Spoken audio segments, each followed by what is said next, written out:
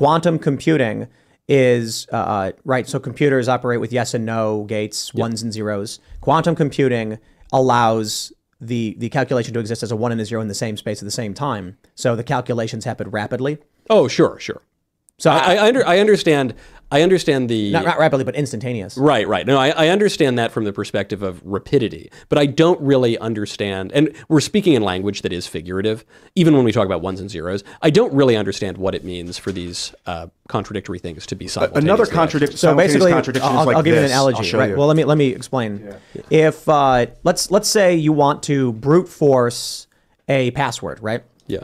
Imagine it like you have an ant farm. Yeah. When you're looking through the glass, you can see all these little paths and trails that go all the way down in little shapes, like a maze. Yeah. If you were to try and send in 1 drop of water at a time to navigate that maze, it gets blocked. You try another drop, it gets blocked. That's brute forcing to get to the bottom. Yeah. Quantum computing would be pouring water straight in the top, so the whole it goes, and it instantly gets you to the bottom and gives you that access. A transphobic issue, right? We know that this country is highly transphobic. And it's unbelievable to me that this still goes on. Let's say that many of the transphobic people get the attention. I doubt that the country's as transphobic. I hope the country is not as transphobic as it appears to be, but trans rights are under attack all over the place. Now, this is, and people are saying, this is an American beer. This is a Belgian company, okay? Like, it's not even a...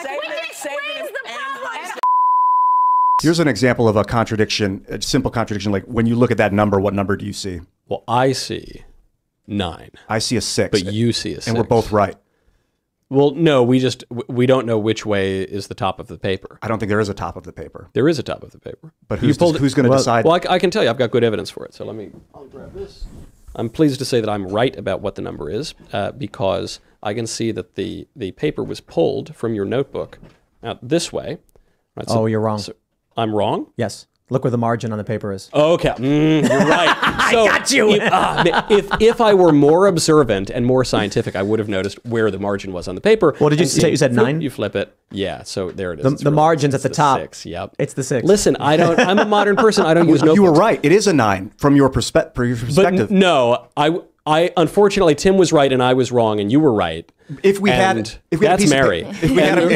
Unless the intention of the individual was to make an obscure symbol to confuse people, it is either a 6 or a 9.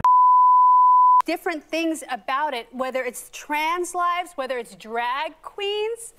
That is so infuriating. I mean, if it's Christian, Christ himself is wearing a long dress and a duster from Chico's. Like, if you look... I wasn't even going to make any comments on this, but this little clip of these cackling demonic hens just fit the video just all too well at this point in the video. So let's just watch the rest of Tim and his crew. And just let's watch just a few more seconds. It pains me to even put this, to even have to record it and listen to it and watch the faces and listen to the drills going into my head. But let's just listen to a little bit more and we'll get back to Timcast and finish it out. In the Bible. In the Bible, let me know. And they all got the same B. Arthur set. Okay, I can't take anymore. So just make fun of Christian, make fun of Jesus, and...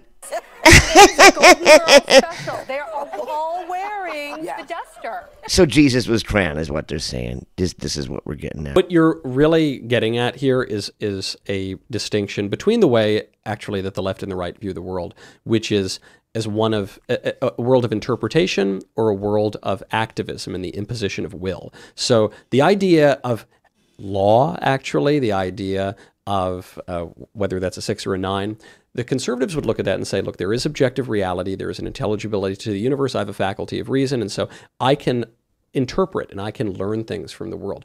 Whereas the way that the modern left, the very relativistic, self-centered left, and very willful, wrathful left would look at that and say, I don't give a damn what it's supposed to mean. I'm going to deny my faculties of reason. I'm going to pretend that men are actually women. I'm going to say that babies aren't really babies, and it's going to be whatever the hell I want it to be. Let me pull this into this analogy. The right takes the approach, I think, that you and I described, Michael, where you'll see the symbol and they'll say, how did the symbol come to be and what meaning does it intend to convey? The symbol exists. I would like to understand why it exists.